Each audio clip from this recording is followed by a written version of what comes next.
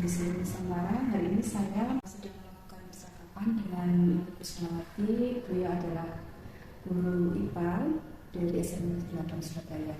Nah, percakapan kita kali ini mengenai pra-observasi dalam kegiatan observasi kelas di kelasnya Bu Kusna.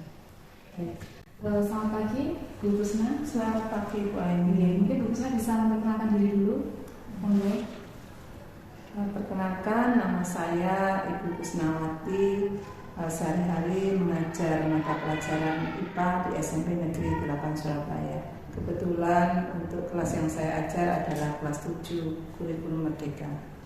Baik, terima kasih Bu Kusna. Kita ngobrol santai aja ya, terkait dengan kegiatan yang akan saya observasi kelasnya Bu Kusna. Jadi di percakapan kita ini yaitu pra-observasi kelas. Mohon izin saya menanyakan dari kegiatan yang Bu Kusna, tujuan pembelajarannya mungkin bisa disampaikan nanti yang akan Ibu Kusna terapkan di kelas yang akan dilakukan observasi kelas. Seperti apa Bu Kusna? Tujuan pembelajaran dari materi yang pertama ini adalah anak-anak itu bisa mengetahui ciri-ciri makhluk hidup. Itu saja. Makhluk hidup berarti mungkin bisa lebih spesifik buku apa? Ya, dalam hal ini adalah tumbuhan. Oh gitu.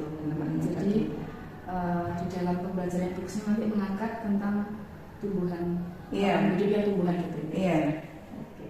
Selain tujuan pembelajaran, di area pengembangan nanti yang akan Bu Kusna kembangkan mungkin dari murid-murid seperti apa Bu Kusna? Ya.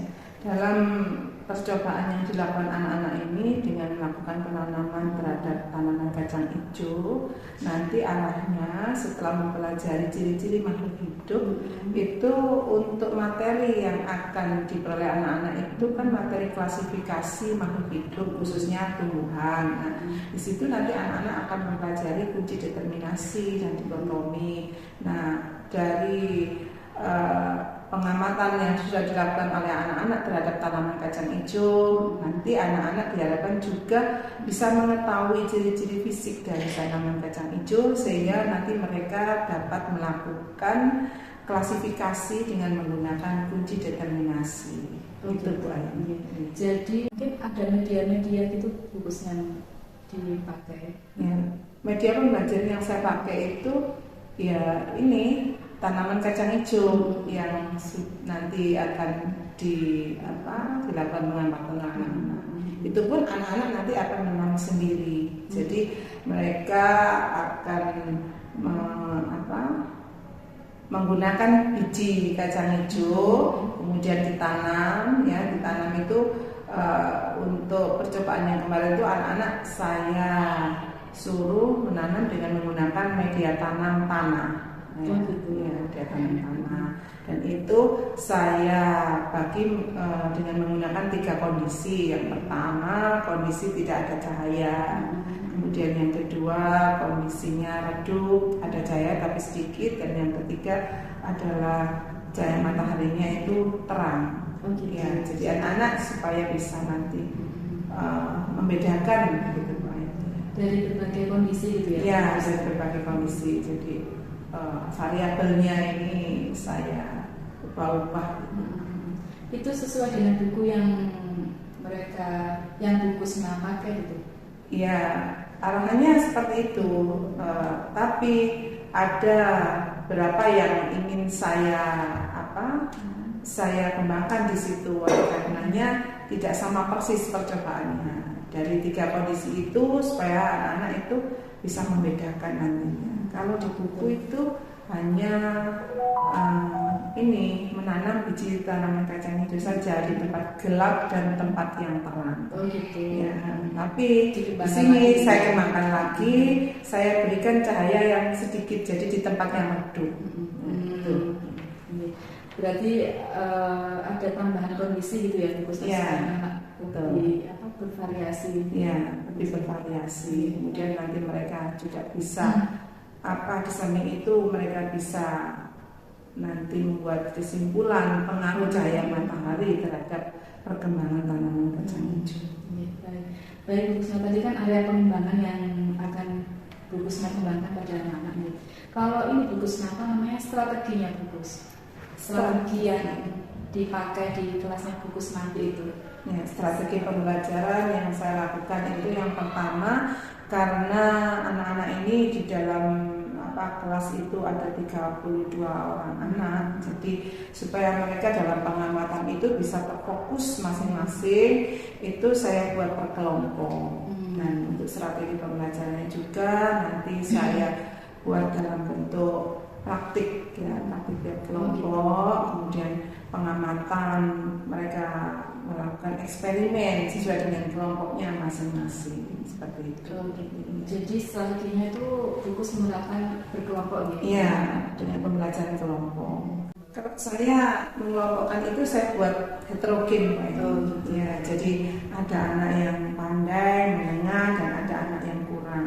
Itu tujuannya nanti mereka bisa saling mengisi, karena berdasarkan pengalaman, kalau kita mengelompokkan untuk anak yang golongan high ya, kemudian untuk anak yang low itu kurang bisa jalan. Ya, untuk yang low ini mereka kurang bisa jalan. Tapi nanti kalau misalkan kita sudah mengetahui ada dari beberapa kelompok itu ada anak-anak yang high ya, maka nanti bisa kita kembangkan yang high itu bisa kita kumpulkan jadi satu, kita berikan percobaan atau pengayaan supaya mereka nanti memiliki kemampuan yang lebih tinggi lagi. Oke, baik. Tadi Bu Kusma sudah memaparkan strateginya pembelajaran yang nanti akan diterapkan oleh Bu Kusma ini. Baik Bu Kusma, terima kasih obrolan-obrolan singkatnya ini mengenai pra-observasi kelas itu. Nanti Bu Kusma, saya mau izin nanti mengikuti di kelasnya Bu Kus ini. Silakan Mbak, ini dengan senang hati. Baik, terima kasih Bu Kus. Baik, Bapak Ibu semuanya, itu tadi percakapan saya dengan Bu Kus untuk mengenai kegiatan pra-observasi kelas. Nah, setelah ini kita bisa menyimak atau bisa melihat kegiatan pembelajarannya untuk mapel IPA di kelasnya Bu Kus. Baik, terima kasih dari saya. Assalamualaikum warahmatullahi wabarakatuh. Terima kasih Bu Kus. Sama-sama Bu Andi.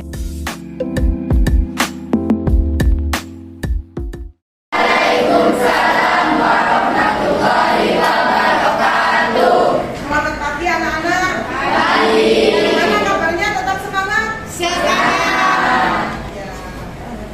Baik anak-anak, kita mulai pembelajaran hari ini ya. Sebelumnya Ibu mau mengabsen dulu siapa yang tidak hadir pada pagi hari ini. Siapa kenal? Kalian kenal ya? Baik, kalian semuanya jaga kesehatan karena memang cuaca akhir-akhir ini tidak mendukung. Baik, kita awali untuk kegiatan pagi hari ini dengan doa atau mengucapkan lafaz Bismillahirrahmanirrahim.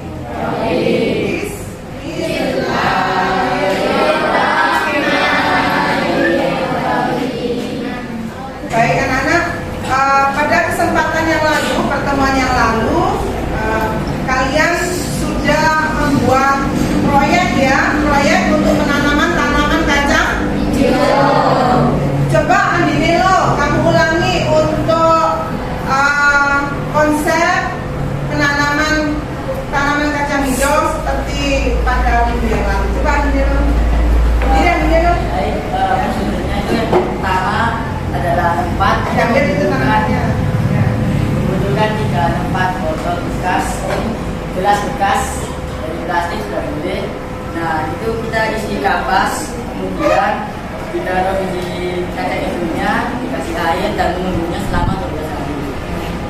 Baik ya, hari ini kalian sudah membawa semua ya produknya ya. Oke, baik anak-anak, tujuan pembelajaran pada hari ini nanti ya kita akan melakukan pengamatan terhadap apa yang sudah kamu tanam. Kemarin saya sarankan untuk menanam biji kacang hijau. Ya, baik, akan saya tulis ya tujuan pembelajaran pada hari ini. Yang pertama adalah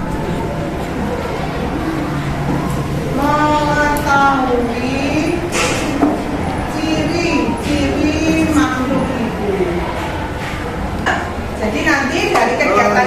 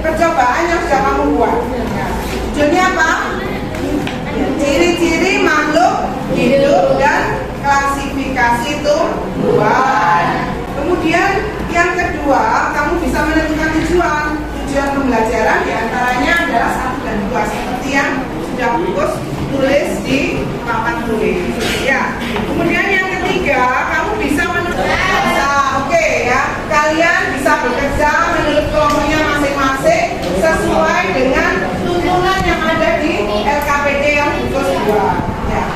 Pak, silakan kalian bekerja. Ya. Jadi nanti kalian amati, ya diukur berapa tinggi tanaman. Ya, berapa tinggi tanaman. Yang pertama kondisinya di tempat yang apa? Kondisinya di tempat yang baik, yang sabar, terang. Ini tinggi batangnya, terus kamu ukur. Kamu yang megangin tumbuhannya ada berapa senti ya, kamu yang melihat berapa itu skalanya. Assalamualaikum warahmatullahi wabarakatuh. Kami dari kelompok kelas 1 kami mempresentasikan hasil laporan praktikum ciri-ciri klarifikasi makhluk hidup. Yang pertama yaitu alat dan bahan: 3 gelas plastik, 2 tanah, 3 sili pupuk, 3 air untuk menyiram, 4 biji kacang hijau. Langkah-langkah untuk menanam di bagian terang yaitu masukkan sedikit tanah ke dalam gelas, lalu masukkan biji kacang hijau di atas tanah. Beri sedikit percikan air, letakkan di tempat yang terkena sinar matahari. Masukkan sedikit tanah ke dalam gelas, lalu masukkan biji kacang hijau di atas tanah. Oke, kita beri aplaus untuk kelompok 1. Baik, kelompok berikutnya. Ini kelompoknya Nabila sama siapa ini?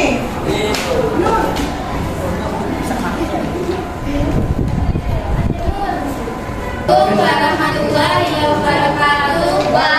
Ya, untuk kegiatan penanaman kacang hijau, ya proses pertumbuhannya, kalian kemarin kan menggunakan 3 kondisi yang berbeda ya. Yang pertama tidak ada cahaya, yang kedua adalah ada cahaya tapi sedikit, dan yang ketiga adalah ada cahaya yang banyak atau terang. Ya, nah dari sini kalian nanti bisa menarik kesimpulan ya, dihubungkan dengan ketersediaan cahaya matahari. Jadi yang dibutuhkan oleh tumbuhan itu adalah matahari dalam proses pertumbuhannya. Ya, nah, seperti itu. Mungkin tadi kalian sudah menyimpulkan bahwa ciri-ciri makhluk hidup yang bisa dilihat dari percobaan ini adalah apa? Yang pertama adalah makhluk hidup itu tumbuh. Yang kedua adalah apa? Ya, berkembang. Jadi 2 ciri makhluk hidup yang bisa kita amati dari percobaan kita pada hari ini. Ya. Ada yang ditanyakan? Tidak ada. Mungkin dari pertemuan hari ini saya cukupkan ya anak-anak ya. Untuk laporan praktikum silakan dikumpulkan ya, dan kita akhiri pembelajaran pada hari ini ya. Siapa yang mau memimpin doa untuk mengakhiri pelajaran hari ini? Rehan, silakan Rehan. Iya. Sebelum mengakhiri pelajaran, berdoa selesai. Ya, baiklah anak-anak, jangan lupa kalian untuk pertemuan yang akan datang pelajari materi yang berikutnya ya, lagi belajar ya. Kalian baca terlebih dahulu untuk materi ekologi dan keberlangsungan dalam makhluk hidup. Sekian saya ucapkan wassalamualaikum.